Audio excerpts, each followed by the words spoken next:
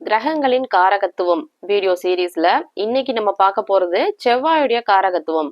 செவ்வாய் எப்படிப்பட்ட கிரகம், அதோடைய தன்மை என்ன, இதை பத்தி தான் இந்த வீடியோல நம்ம பார்க்க போறோம். சேனலை மறக்காம சப்ஸ்கிரைப் பண்ணி வச்சுக்கோங்க. அப்பதான் உங்களுக்கு இந்த மாதிரி யூஸ்ஃபுல்லான ஜென்ரல் வீடியோஸ் கூட உடனே நோட்டிஃபை ஆகும். உங்களோட சொந்த ஜாதகத்துக்கு அஸ்ட்ராலஜி பெய்ட் கன்சல்டேஷன் வேணும்னு நினைச்சீங்கன்னா ஸ்க்ரீன்ல தெரியல இந்த வாட்ஸ்அப் நம்பருக்கு நீங்க ரீச் அவுட் பண்ணி உங்களுக்கான அப்பாயின்மெண்ட்டை புக் பண்ணிக்கலாம். உங்களோட ப்ரெடிக்ஷன்ஸ் எல்லாம் பாத்தீங்கன்னா ஏஐ ஜென்ரேட்டடாவோ இல்ல பிடிஎஃப் ஃபார்மேட்லயோ இருக்காது. உங்களோட பர்த் சார்ட்டை என்னோட 5+ years ஆஃப் எக்ஸ்பீரியன்ஸ் வச்சு ரீட் பண்ணி ப்ரெடிக்ஷன்ஸ் கொடுத்துட்டு இருக்கேன். என்னோட கிளைண்ட்ஸோட ஃபீட்பேக்ஸ் எல்லாம் ஃபர்ஸ்ட் கமெண்ட்ல பின்டா இருக்கு, நீங்க கிளிக் பண்ணி செக் பண்ணிக்கலாம். செவ்வாயுடைய காரகத்துவம் எப்படி இருக்கும்? இப்ப பாத்தீங்கன்னா ஒவ்வொரு கிரகங்களுக்கும் ஒரு தன்மை இருக்கு இல்லையா? செவ்வாய் பாத்தீங்கன்னா செவ்வாய யங் மேல்னு சொல்லுவோம். 20 வயசுல இருந்து ஒரு 35 வயசு வரைக்கும் இருக்கக்கூடிய ஒரு ஆண் கிரகம், இளம் ஆண் கிரகம். சரியா? அதுதான் செவ்வாய். செவ்வாயுடைய குணங்கள் அப்படின்னு பாத்தீங்கன்னா கோபம், முன்கோபம், விவேகம், மூரட்டுத்தனம், அதிகாரம், இதெல்லாத்தையும் குறிக்கக்கூடிய கிரகம். சூரியன தலைவன், செவ்வாய தளபதின்னு சொல்லுவோம்.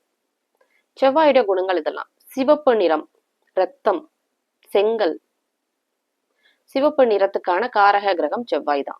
உயிர் காரகத்துவத்துல பாத்தீங்கன்னா சகோதர காரகன் செவ்வாய். சோ செவ்வாய் கெட்டுச்சு அப்படின்னா இந்த காரகத்துவங்கள் எல்லாம் கெடும். செவ்வாய் சுபத்தன்மையோட இருந்துச்சுன்னா இந்த காரகத்துவங்கள் எல்லாமே எக்ஸசிவா கிடைக்கும். அகைன் உங்களுக்கு செவ்வாய் என்ன கிரகம்? ஆதிபத்திய விசேஷம் உள்ள கிரகமா, நீங்க என்ன லக்னத்துல பிறந்திருக்கிறீங்க அதை பொறுத்துதான் இந்த செவ்வாய் தசை இருக்கும். மிதுன கன்னி லக்னக்காரங்களுக்கு செவ்வாய் தசை வரவே கூடாது. சுபத்தன்மையோடு இருந்துச்சுன்னா அது தரக்கூடிய கஷ்டங்கள் கம்மியா இருக்கும். ஆனா கஷ்டங்கள் இருக்கும். பாவத்தன்மையோடு இருந்துச்சுன்னா செவ்வாய் தசையில நான் சொன்ன இந்த காரகத்துவங்கள் எல்லாம் கெடும். சகோதர காரகனும் கூட, சகோதர விஷயங்களும் கெடும் செவ்வாய் தசையில. ஒரு தோஷமோ இல்ல யோகமோ இந்த தசையில தான் செயல்படும். இப்ப செவ்வாய் கெட்டு போச்சு, உடனே எனக்கு செவ்வாய் கெட்டு போச்சு, தம்பி விஷயம் கெட்டு போயிடுமா, அண்ணன் விஷயம் கெட்டு போயிடுமா, அண்ணன் தம்பி உறவு கெட்டு போயிடுமா அப்படிங்கிற மாதிரி நினைக்க கூடாது. தசை வருதா, செவ்வாய் தசை வந்தாதான் நடக்கும், இல்லைன்னு நடக்காது. செவ்வாய் தசையில காரகத்துவங்கள் கெடுங்க. பாவத்தன்மையா இருந்தா, சுபத்தன்மையா இருந்தா காரகத்துவங்கள் கெடாது. லக்ன அவயோகியா இருந்துச்சுன்னா ஆதிபத்திய கெடுதல்களை மட்டும் பண்ணும். சோ எப்படின்னா செவ்வாயுடைய காரகத்துவங்கள் எல்லாம் கெடும். உடனே உங்களோட சொந்த ஜாதகத்தை எடுத்து பார்த்துட்டு எனக்கு செவ்வாய் கெட்டு போயிருக்கு, செவ்வாய் தசை நடக்குது, ஏதாவது ஆயிடுமான்னு நினைக்காதீங்க. உங்களுடைய தம்பி தங்கச்சி, அக்கா, தங்க எல்லாருமே அவங்களுடைய ஆயுள் ஸ்தானம் எப்படி இருக்கு, அவங்களுடைய ஆயுள் ஸ்தானம் நல்லா ஸ்ட்ராங்கா இருக்கா, அந்த மாதிரியான விஷயங்கள் நடக்காது. ஆனா பிரிவு இருக்கும் கண்டிப்பா. சகோதரரால் விரயம், சகோதரரே விரயம், இந்த மாதிரியான விஷயங்கள் நடக்கும். செவ்வாய் கெட்டு போய் செவ்வாய் தசை நடந்துச்சுன்னா, கெட்டு போயிருக்கு அப்படின்னா சனியோட இணைறது, ராகுவோட இணைறது, அதுதான். செவ்வாய் தசையிலையும் நடக்கும், சனி தசையிலையும் நடக்கும். செவ்வாய் சனி சேர்ந்துச்சுன்னா செவ்வாய் தசையில சனி தசையில கண்டிப்பா உயிர் காரகத்துவமான சகோதரர் சம்பந்தப்பட்ட விஷயங்கள குறைகள் இருக்கும். கன்சல்டேஷன் வந்த கிளைண்ட் என்ன சொன்னாங்க அப்படின்னா, அவங்க இதே மாதிரி நான் கேட்டேன்.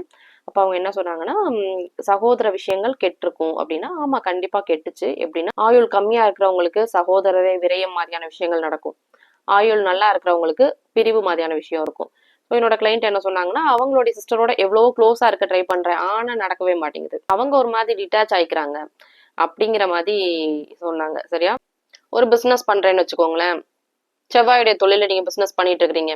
கன்ஸ்ட்ரக்ஷன், ரியல் எஸ்டேட்டு, போலீஸ் டிபார்ட்மெண்ட்ல இருக்கிறது, பூமி சம்பந்தமா, செங்கல் சூளை, இந்த மாதிரி ஏதோ பிசினஸ் பண்றீங்க, செவ்வாய் கெட்டு போயிருக்கு, அந்த தசையும் நடக்குதுன்னா கண்டிப்பா இதுல உங்களுக்கு லாஸ் வரும். ஸோ இந்த மாதிரிங்க. அதுவும் நீங்க கன்னி மிதுன லக்னக்காரங்களா இருக்கீங்களா, உங்களுக்கு 6, 8 அதிபதியா பாத்தீங்கன்னா செவ்வாய் வரும். கன்னிக்கு அட்டமாதிபதி 8வது அதிபதியா வரும். மிதுன ராசிக்கு மிதுன லக்னத்துக்கு பாத்தீங்கன்னா 6வது அதிபதியா வரும். செவ்வாய் 6, 8 அதிபதியா அது பாவத்தன்மையா இருந்துச்சுன்னா கண்டிப்பா லீகல் இஷ்யூஸ் மாதிரியான விஷயம், கோர்ட்டு கேஸ், போலீஸ் ஸ்டேஷன் மாதிரியான விஷயம் கண்டிப்பா நடக்கும். செவ்வாய் தசையில் நடக்கும். சனி தசையிலையும் செவ்வாய் தசையிலையும் கண்டிப்பா நடக்கும். சனியோட இணைஞ்சிருந்துச்சுன்னா இதேதான். ராகுவோட இணைஞ்சிருந்தாலும் இதேதான். கண்டிப்பா ராகு தசையில செவ்வாயுடைய விஷயங்களை கவர்ந்து ராகு செய்யும். ஆனா செவ்வாய் தசையில கண்டிப்பா காரகத்துவங்கள்ல விரயங்கள் இருக்கும். பணக்காரங்களுக்கு எல்லாம் கஷ்டங்கிறதே வராதா? அவங்களுக்கும் இந்த அஷ்டம சனி, 7.5 சனி எல்லாம் கிராஸ் ஆகும் தானே. இந்த 12 ராசிகள்ல அவங்களும் ஒரு ராசிக்காரங்களா தானே இருப்பாங்க. அவங்களுக்கு 7.5 சனி நடக்க தானே செய்யும். அவங்க ஏன் அஃபெக்ட் ஆக மாட்டாங்க? ஒரு பர்சன் சக்சஸ்ஃபுல்லா இருக்கிறதுக்கும், ஒரு பர்சன் ஒரு மாதிரி ஆவரேஜா இருக்கிறதுக்கும், ரொம்ப பிலோ ஆவரேஜா இருக்கிறதுக்கும், கஷ்டப்படுறதுக்கும் இந்த மாதிரி இருக்கிறதுக்கெல்லாம் என்ன ரீசன் அப்படின்னா லக்னாதிபதியுடைய ஸ்ட்ரென்த். லக்னம் லக்னாதிபதி கெடக்கூடாது. ஸ்தான பலம், ஆட்சி, உச்சம், நட்பு, பகை, நீசம் அப்படின்னு சொல்லக்கூடிய அந்த ஸ்தான பலத்தை அடைஞ்சிருக்கணும். நீசம்னா ஸ்ட்ரென்த்தே இல்லைன்னு அர்த்தம். லக்னாதிபதி ஸ்ட்ரென்த்தே இல்லை. ஆனா அதுக்கு விதிவிலக்கு என்னன்னா குரு பார்வை கிடைச்சிருக்கான், இழந்த வலுவை திருப்பி பெறுதுன்னு அர்த்தம். நீசம் ஆயிடுச்சு ஒரு கிரகம். உங்க லக்னாதிபதி இப்போ நீங்க பாத்தீங்கன்னா கடக லக்னம்னு எடுத்துக்கோமே, லக்னாதிபதி சந்திரன் நீசம் ஆயிடுச்சு. அந்த சந்திரன் எப்படி இருக்கு? பௌர்ணமி சந்திரனா இருக்கா, தேய்பிரை சந்திரனா இருக்கா, அமாவாசை சந்திரனா இருக்கா? அந்த சந்திரனுக்கு குரு பார்வை கிடைச்சிருக்கா? அந்த சந்திரன் எவ்வளவு ஸ்ட்ராங்கா இருக்கு, சுக்கரனோட இணைஞ்சிருக்கா? இவ்வளவு விஷயத்தையும் சேர்த்து பார்த்துதான் ஒரு கிரகத்துடைய ஸ்ட்ரென்த்தை நம்மளால சொல்ல முடியும். லக்னம் லக்னாதிபதி நல்லா ஸ்ட்ராங்கா இருக்கணும், ஸ்தான பலத்தோட இருக்கணும், சுப கிரகத்துடைய தொடர்புல இருக்கணும். லக்னத்துக்கும் லக்னாதிபதிக்கும் இருக்கக்கூடிய அந்த ஸ்ட்ரென்த் ஏற ஏற ஏற, ஸ்ட்ரென்த்னா ஸ்தான பலத்தையும் சுபத்தன்மையும் சேர்த்து எடுத்துக்கோங்க. எவ்வளோ ஸ்ட்ரென்த் ஏறுதோ லக்னத்துடைய சுபத்தன்மை அதிகமாக ஆக லக்னாதிபதியுடைய ஸ்ட்ரென்த் கூட ரொம்ப சக்சஸ்ஃபுல்லாகவும் ஓரளவுக்கு சக்சஸ்ஃபுல்லாகவும் கஷ்டப்பட்டுட்டும் இருக்கிறாங்க. அகைன் தசாபுத்தியும் செக் பண்ணிக்கணும். யோக தசைகள் வரணும். 1, 5, 9வது பாவகங்கள் இயங்கணும். 6, 8 தசாபுத்தி நடுவுல கிராஸ் ஆகக்கூடாது. எல்லாத்தையும் சேர்த்து வச்சுதான் பலன் சொல்ல முடியும். அவங்களுக்கு 7 சனி வராதா, அவங்களுக்கு அஷ்டம சனி வராதா அப்படின்னு கேட்டீங்கன்னா அதுக்கும் விதி விலக்கு இருக்குல்ல. அவங்களுக்கு பாத்தீங்கன்னா லக்னம் லக்னாதிபதி எக்ஸ்ட்ரீம்லி ஸ்ட்ராங்கா இருக்கும். கஷ்டம் வரும், அவங்களுக்கும் அஷ்டம சனியில கஷ்டங்கள் வரும். ஆனா அதை ஓவர் கம் பண்ற அளவுக்கு அவங்களுடைய லக்னாதிபதியோடைய ஸ்ட்ரென்த் இருக்கும், ரொம்ப மைல்டா இருக்கும். ஆனா இந்த அஷ்டம சனி பீரியட்ல வெளியவே தெரிய மாட்டாங்க, ஒரு விசிபிலிட்டியே இருக்காது. என்ன ரீசன்னா அவங்களுக்கு அஷ்டம சனி போயிட்டு இருக்கும். ஆனா அது முடிஞ்சதுக்கு அப்புறம் திருப்பி பேக் டு ஃபார்ம் வந்துருவாங்க. அதுதான் அவங்களுடைய கஷ்டம் மைல்டா இருக்கும். லக்னாதிபதி வீக் ஆனவங்களுக்கு கஷ்டம் அதிகமா இருக்கும். அஷ்டம சனி ஜென்ம சனியை பொறுத்த வரைக்கும் சந்திரனுடைய ஸ்ட்ரென்த்தையும் பார்க்கணும். ஏன்னா ராசியை அடிப்படையா வச்சு நடக்கக்கூடியது, சந்திரனை பேஸ் பண்ணி நடக்குது அந்த விஷயம். சந்திரன் பிறந்த ஜாதகத்துல எவ்வளவு ஸ்ட்ராங்கா இருக்கு அதை பேஸ் பண்ணி நடக்குது. ஒரு பர்சன் ரொம்ப சக்சஸ்ஃபுல்லா இருக்கிறாரா, அவருக்கு லக்னம் லக்னாதிபதி நல்லா இருக்கு, யோக தசைகள் நடக்குது.